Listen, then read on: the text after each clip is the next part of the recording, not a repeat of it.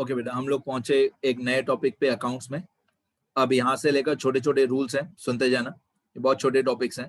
पहला टॉपिक, किसी भी टाइप का स्टॉक हमारे बिजनेस के लिए एसेट होता है। अगर हमारी फैक्ट्री है, हम लोग कुछ ना कुछ मैन्युफैक्चर करते हैं, तो हमारे बहुत टाइप के स्टॉक होते हैं बेटा। एक मान लो स्टॉक ऑफ रॉ मटेरियल। अगर हमारी फैक्ट्री है तो बहुत सारे हमारे अलग अलग टाइप के स्टॉक्स होंगे। एक मान लो stock of raw material. Raw material मतलब हिंदी में बोलते हैं कच्चा माल। हमने रॉ मटेरियल खरीदा, अभी उसके ऊपर प्रोसेसिंग करना बाकी है। एक होता है stock of work in progress.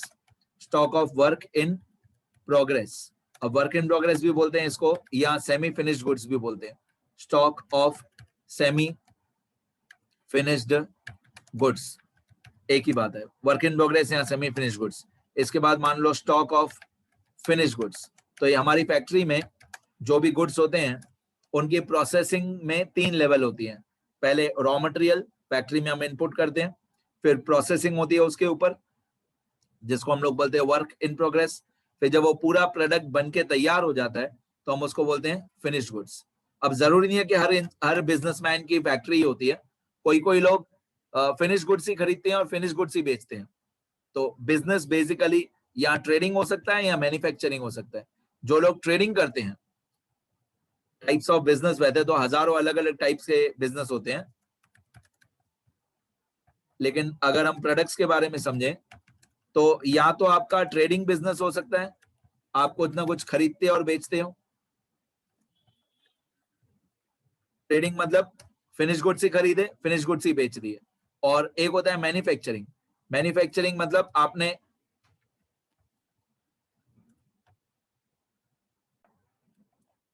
तो अगर आप रॉ मटेरियल खरीद के उसके ऊपर प्रोसेसिंग करके उसमें से फिनिश प्रोडक्ट बना के फिर आप बेच रहे हो, तो आप मैन्युफैक्चरिंग बिजनेस कर रहे हो। और अगर आप directly ready to use products खरीद रहे हो और बेच रहे हो, तो आप क्या कर रहे हो, ट्रेडिंग। तो ट्रेडिंग भी कर सकते हैं, मैन्युफैक्चरिंग भी कर सकते हैं। अब हमारे बिजनेस में किसी भी टाइप का स्टॉक हो, वो हमारा एसेट ही होता है। Stock of raw material, stock of work in progress, stock of finish goods. फिर थोड़े बहुत और भी स्टॉक आते हैं जो धीरे धीरे आपको समझ में आएंगे। डेट स्टॉक, एक होता है डेट स्टॉक और एक होता है लाइव स्टॉक।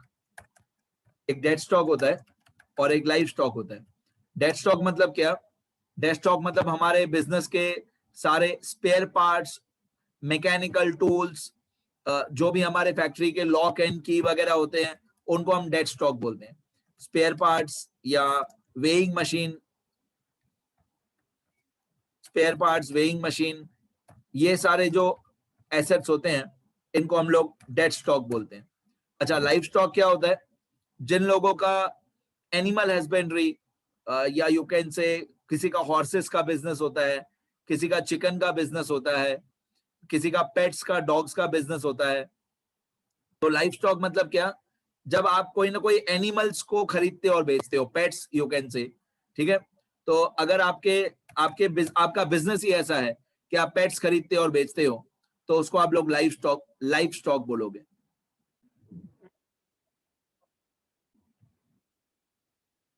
ओके, तो ये अलग अलग टाइप के स्टॉक थे जो मैंने आपको बताया। कोई भी टाइप का स्टॉक हो, ये हमारा एसेट ही होता है। आगे इसके बाद ये पेटी कैश लिखा हुआ है। अब पेटी कैश जो है ना बेटा, रियल लाइफ में हर बिजनेस में होता ही है पेटी कैश। कितना भी छोटा बिजनेस हो, कितना भी बड़ा बिजनेस हो, पेटी कैश होता ही है। अब मैं आपको पेटी कैश के बारे में बताऊं, पेटी कैश क्या होता है। मान लो आपकी एक ऑफिस है, आपका एक बिजनेस है और आप उस बिजनेस के ओनर हो। तो हर बिजनेस में low level management, middle level management और टॉप लेवल मैनेजमेंट होता ही है। हर बिजनेस में लेवल्स होते हैं कि कुछ ऐसे हमारे एम्प्लॉयज होते हैं जो एकदम लो लेवल का, सी ग्रेड का काम करते हैं। मतलब यू कैन से साफ सफाई करना, जिनकी सैलरी बहुत कम होती है। वो लोग काइंड ऑफ अनएडुकेटेड लोग होते हैं। वो आते हैं हमारी ऑफिस, साफ सफाई करेंगे, पानी भरेंगे, हाँ, और फिर चले जाएंगे। एक ये लो लेवल मैनेजमेंट हुआ। एक होता है middle level management. Middle level management मतलब क्लर्क्स, अकाउंटेंट्स, ये सब लोग। और एक होता है टॉप लेवल मैनेजमेंट, जो एकदम बड़े बड़े डिसीजंस लेते हैं, जो बेसिकली पूरे बिजनेस को या सक्सेसफुल या फेल बना देते हैं। अब जो टॉप लेवल मैनेजमेंट के लोग होते हैं ना बेटा, उनके पास ये छोटी छोटी चीजों के लिए 10-20 रुपए के लिए, 10 रुपए की, 20 रुपए की या 100 रुपए की ट्रांजेक्शन्स के लिए टाइम नहीं होता है। ऑब्वियसली आप अपने फादर से पूछोगे, अगर वो बिजनेस करते हैं तो आप उनसे पूछना, हजारों लाखों काम होते हैं बिजनेस के अंदर। अब सपोज करो आपके फादर ऑफिस में बैठे हैं और कोई कस्टमर मिलने आया। आपके पापा का मान लो कोई ना कोई बिजनेस है और वो ऑफिस में बैठे हैं और कोई कस्टमर मिलने आया।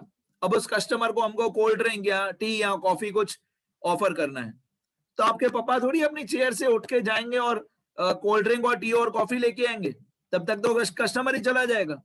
तो ऑब्वियसली आपके फादर को कुछ हेल्पिंग हैंड्स चाहिए, कुछ लोग चाहिए जो ये काम करें। अब जो ये मिडिल लेवल और बॉटम लेवल के लोग होते हैं,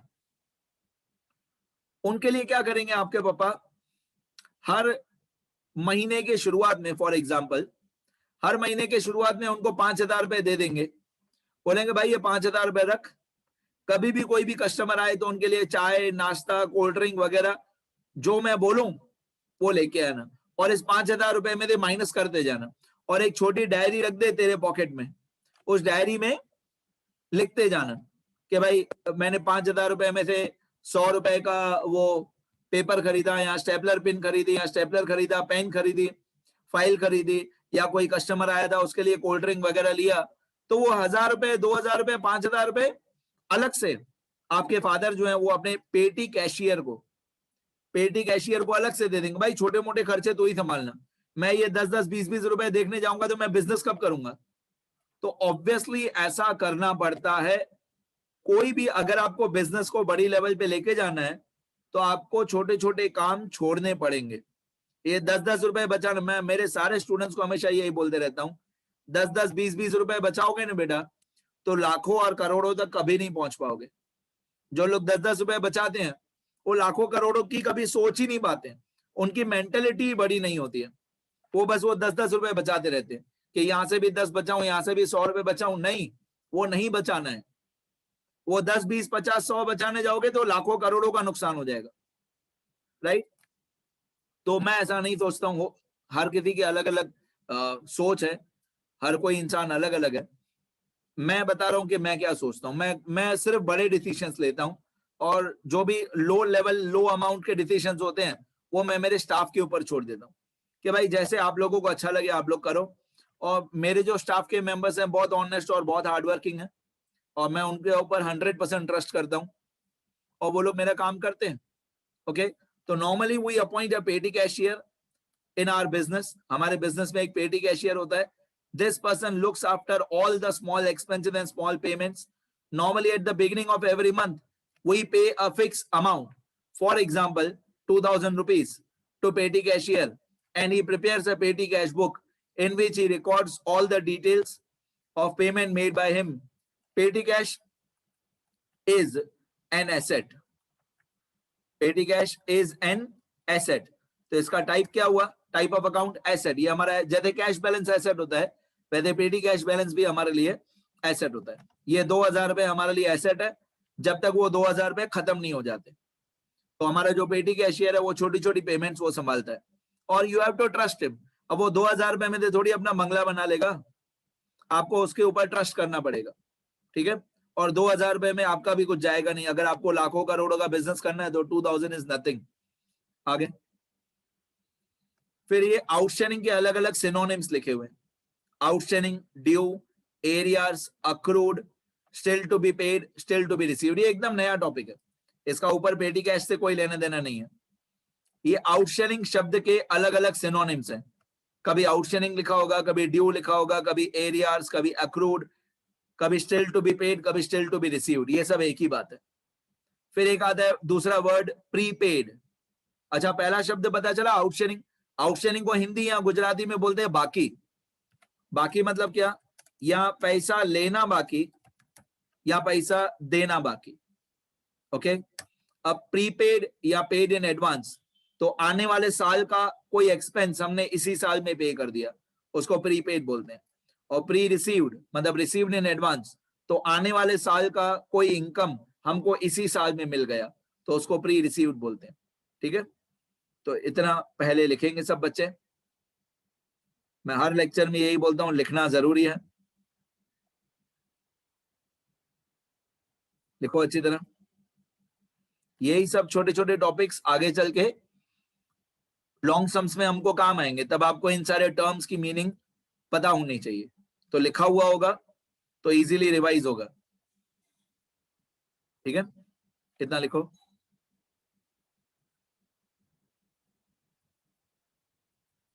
लिखो बेटा।